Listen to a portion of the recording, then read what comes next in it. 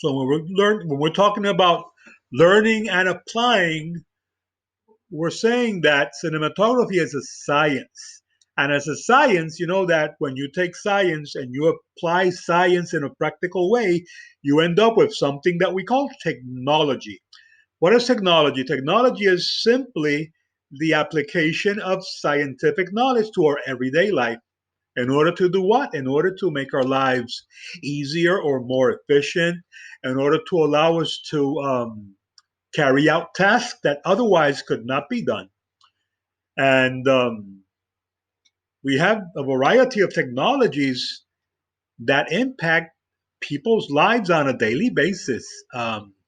Back in the day when people lived in caves, the closest thing to technology people had was fire, the ability to make a fire, and the fire illuminated the darkness. It allowed for people to be able to heat and cook meals and also to protect themselves from animals that were out there in the wild. So we moved on from fire to other things, right? Today we have AIs, artificial intelligences. Today we have robots, we have space travel, we have all kinds of technological marvels that impact our lives. So technology is vital in filmmaking and cinematography. I told you a while ago that when we look at cinematography, we can look at cinematography as the child of literature. Literature is an art, the art of communicating and telling stories. So, mommy, as far as cinematography is concerned, is literature. And you will notice that cinematography feeds itself from literature a lot. You will see that many books, many works of literature are eventually turned into cinema, into movies.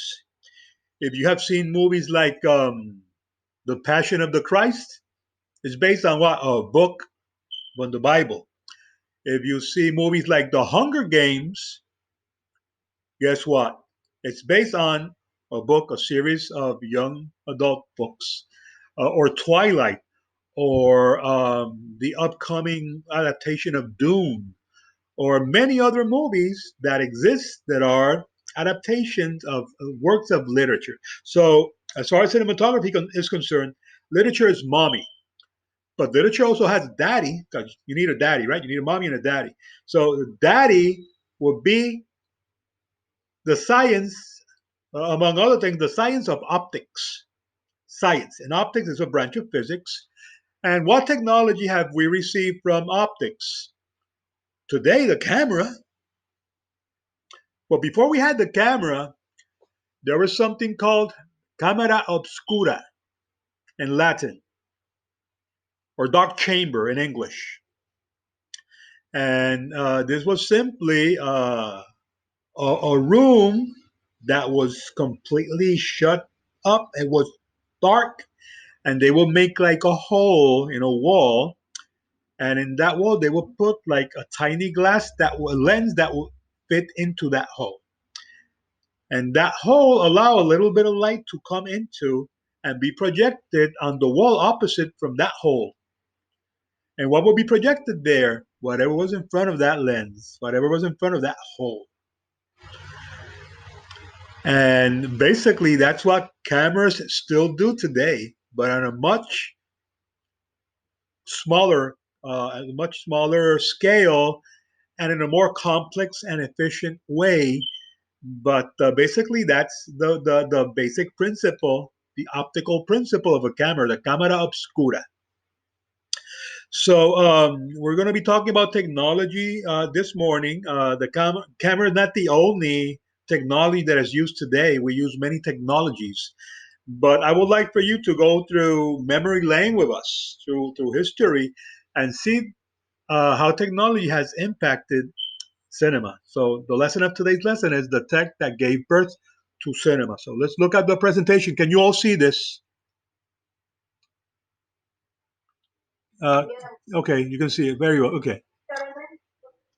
Okay, so uh, as far as attributing to a single person or a single nation or group the existence of technology, um, that cannot be done.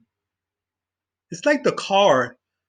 No, you cannot say one person invented the car or the airplane. No single person invented the airplane. Uh, these technologies exist thanks to the work and the trials and tribulations and even the death of many people. And through the work of many people, we were able to keep on developing these technologies until getting what we have today. Cinematography is the result of the work and experimentation of many individuals across many countries in the world, countries that include not only the United States, but Germany, England, France, and many others. And the contributions of people from these countries have allowed us to develop the technologies that eventually broke through and allowed for cinematography to be born. Um, Cinema is a very complicated medium, and before it could be invented, before it could be born, several technological requirements had to be met. And these breakthroughs happened in the 19th century. Remember that I post a lesson as a PowerPoint in my website. And here is a link of a website, Wikipedia, where there are something that I want you to see that you're going to find very interesting and fascinating. Because it's a page in Wikipedia that talks about photography. Before we had moving pictures, we needed to have still pictures. I mean, before you can run, you have to know how to walk. Before you walk, you need to know how to crawl. So that's how we get to where we are. Before we had 4K or 8K resolution images, we needed to crawl. And in this case, we needed to have like still photography, pictures that could not move. So there's a link there that I would love for you to explore. Uh, you have a timeline of the inventions that happened that helped cinema come into existence, and they include the invention of photography in the 1830s, the invention of the telegraph in the 1840s, the first sound recording in 1850, the invention of the phonograph by Thomas Alva Edison in 1877, the invention of celluloid film in 1889, the kinetoscope and the kinetograph that we're going to see in a few minutes in 1891, and the wireless telegraph by Marconi in 1894. All these technologies have been vital for cinema to be today what it is today. These technologies are ancient. They are the granddaddies of the technology that we use today. But without these technologies, we could not have what we have today. Is that clear?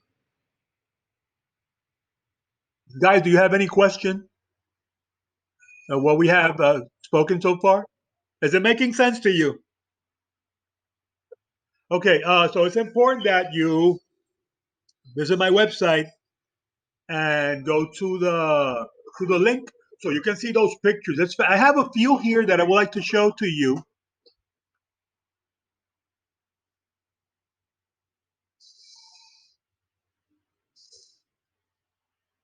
Okay, what are you looking at?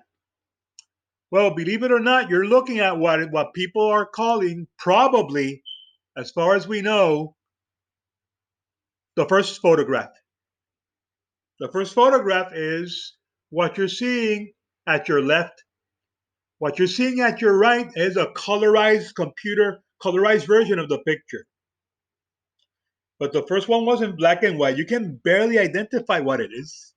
It's barely visible. But if you look at the image that is next to it, that has been like computer enhanced, it looks like some kind of landscape. This is called View from a Window at La Gra from 1826, 1827. We're not sure which year. That was in France. That's probably a picture that was taken through a window that shows rooftops and some kind of background in France. This is almost 200 years old. So you're going to see that picture in the link. In addition to that, here's another picture called The View of Boulevard du Temple, also French. It was taken by a photographer called Louis Daguerre in 1880 and 1838. And this is generally accepted as the first photograph that had people in it. If you look to the bottom left corner, you see some very little things that might not be very obvious, but those are supposed to be people. They are people. And this picture was taken in, I believe, in Paris, France, a long time ago, right? Uh huh. What about it? What? Yeah, remember that. Remember that photographs. Photographs are images that are created by capturing light. You're capturing light and shadow. But we're going to talk about that later on, okay? I don't want to go there yet, but we will go there, okay? Because you have to understand what you're seeing and where it comes from so you can better manipulate the tools of the trade. But that's the first picture with people. And this is the first selfie. This is by Robert Cornelius in November of 1839. That guy was a photographer and he took a picture of himself.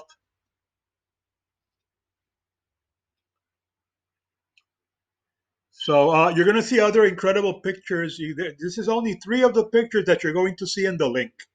So I am asking you to remember to use the PowerPoint, which had the link, not the PDF, but the PowerPoint, so you can see all those pictures. I don't know if you're enjoying this, but I enjoy seeing stuff like this very much. I mean, I'm the kind of guy that loves going to a museum and seeing like ancient things.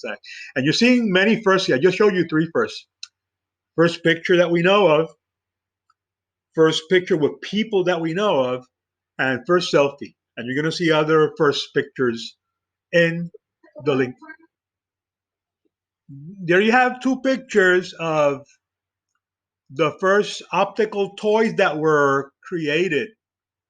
They were marketed as toys for children, and they gave the illusion of movement.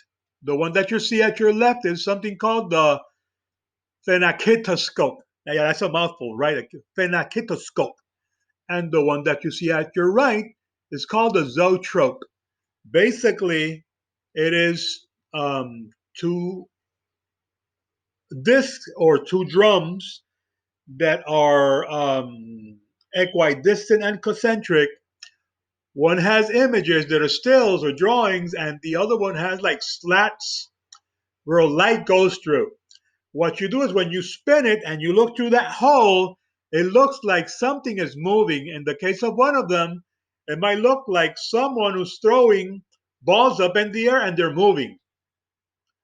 What's the basic principle of this? You know, when you were bored in elementary school and you started making drawings in the bottom corner of your notebook, and then you took another page and you made the same drawing but a little bit different, and you kept on doing that page after page after page after page, and then when you flip it, it looked like an animation.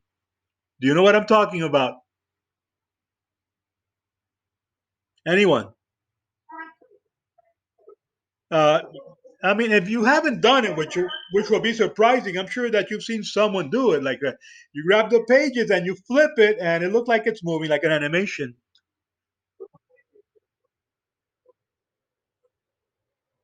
But basically, this is what it is. Because guys, when you're seeing a movie, what you're not really seeing moving images. There's no such thing as moving images. Images don't move. What we do is we create the illusion of movement by passing the images in front of your eyes at a certain speed, and it looks like it's moving. Did you understand that? There is no such thing as moving images. What we have is the illusion, we create the illusion of movement. by passing the images in front of you, and it looks like it's moving, but it's not really moving. But we'll explore that in more detail later on. If you didn't get it now, don't worry, you'll get it eventually. So these toys were sold in the the mid 1800s to children as a curiosity, right? It's like entertaining, like, wow, look how it's moving. There's a movie that I'm thinking in right now that has an example of a zoetrope, for example. I don't know if you watch horror movie, but there's a horror movie called The Conjuring 2 about this family that's being haunted by a ghost, and there are children in the house, and one of the children, little boy, he had like a little tent in the hall to make like it was a tent with bed sheets and all that, and he has his toys inside that tent. And one of the toys that he has is a zoetrope, and he spins it around to see. I don't know if it's a monkey or a clown that throws balls up in the air, and then the zoetrope gets haunted and starts spinning on its own, and it's kind of scary, right? But well, you saw it.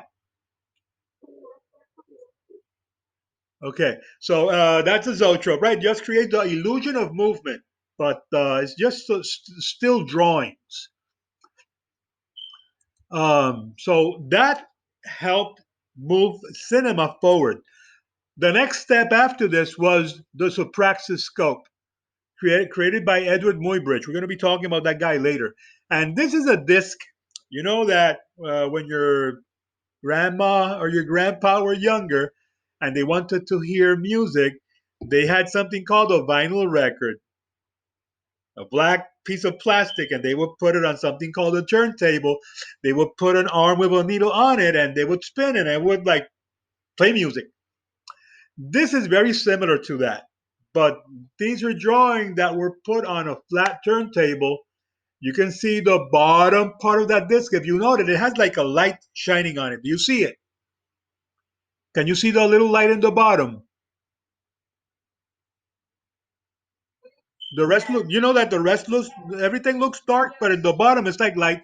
And what's drawn there? What's that drawing?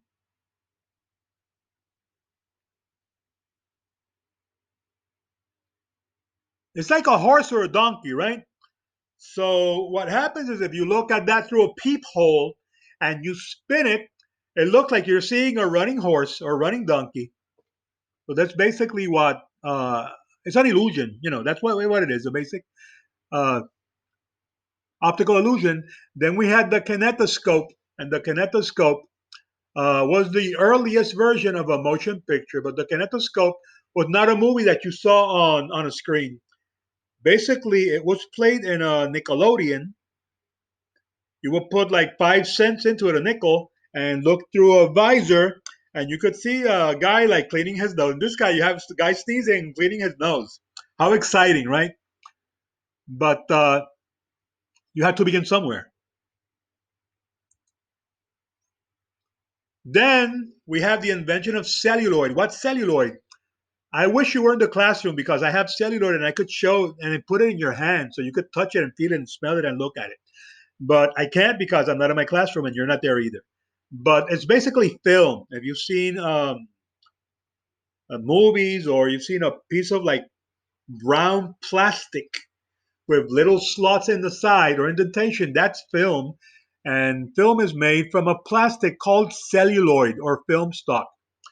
It's like a transparent uh, plastic film that is coated on one side with a gelatin emulsion that contains a type of silver halide crystal that is very sensitive to light. And when you recorded on that and played it back, the image was there.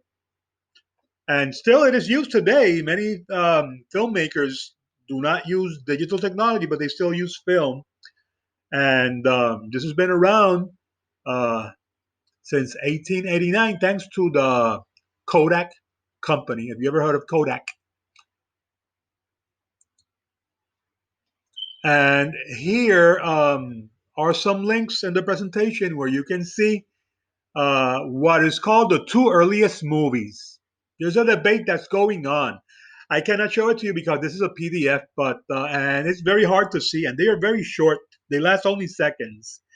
One is American, the worst looking one. It's called Monkey Shines 2. And the other one is some people like step dancing in England, in a back some kind of backyard in the countryside in England. So you can check that out. It's very cool too.